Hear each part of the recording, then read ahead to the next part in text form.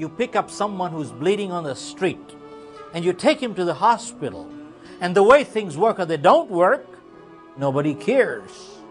But if you bribe somebody, they take him on right away. Your principle says you will not bribe.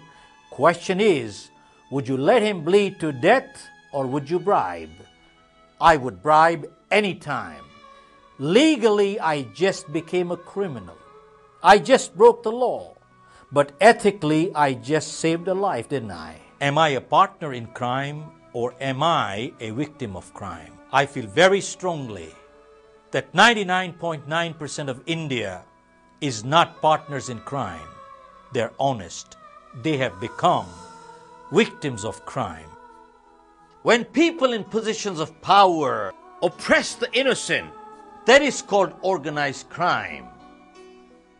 If you look at Gandhi's life, he broke every British law. And anybody who breaks a law commits a crime. He said, you make it and I'll break it. Then Gandhi was the biggest criminal. Gandhi said one thing: beyond the law of land, there is a law of humanity which is way, way above the law of land. Mahatma Gandhi, in an address in Madras 1920, said, cooperation is the duty only as long as the government protects our honor. Non-cooperation is an equal duty when the government, instead of protecting, robs us of our honor. Samuel Johnson once said, patriotism is the last refuge of scoundrels. Well, he was right. If scoundrels wear the cloak of patriotism, well then, there is nothing but hypocrisy. For every 1,000 scoundrels, there is one patriot like the Gandhi and the Mandela and Lee Kuan Yew. Question is, why don't people take a stand?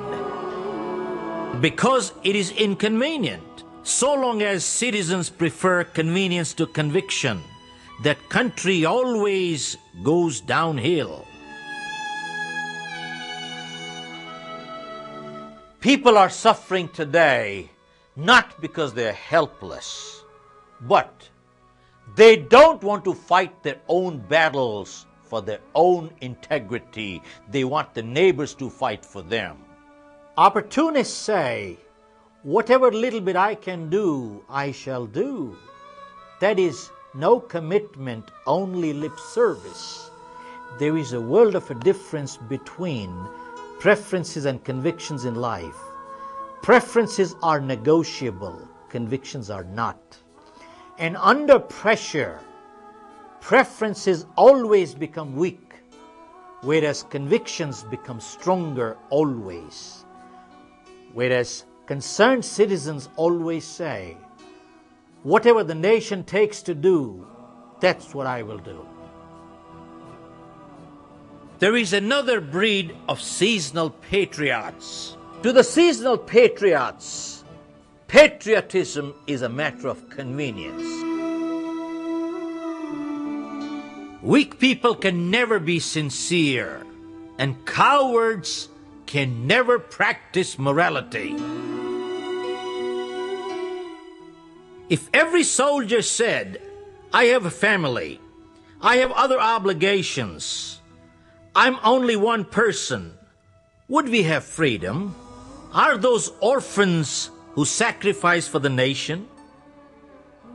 A soldier said, when you go home, tell them of us and say, for your tomorrows, we gave our today.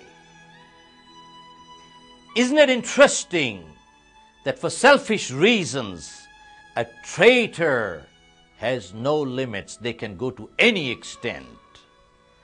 Well, look at the other side, that a patriot or a soldier for the nation also has no limit, can go to any extent. I wish there was a law where traitors were not allowed to touch the national flag and disgrace it. And I wish a traitor's blood ought not ever to be given to a soldier or a patriot. There are three things that are hurting our society. One, jealousy. Jealousy says people are not fed up with their own problems. Their own problems don't bother them as much as other people's successes bother them, which means people don't want to lift themselves up, but they want to pull others down. People who are jealous in nature, they stab you in the back and they come and sympathize in front of you. The second is fatalistic attitude. People say, whatever is written in my stars, my horoscope has to happen. There is nothing I can do. I am totally helpless. History shows very clearly, anybody who has to do anything in life, they do it in spite of problems, not in absence of. And people who don't have to do it, you give them everything in life, they will still not do it. The third is the indifferent behavior, where people say, so long it's not happening to me, who cares?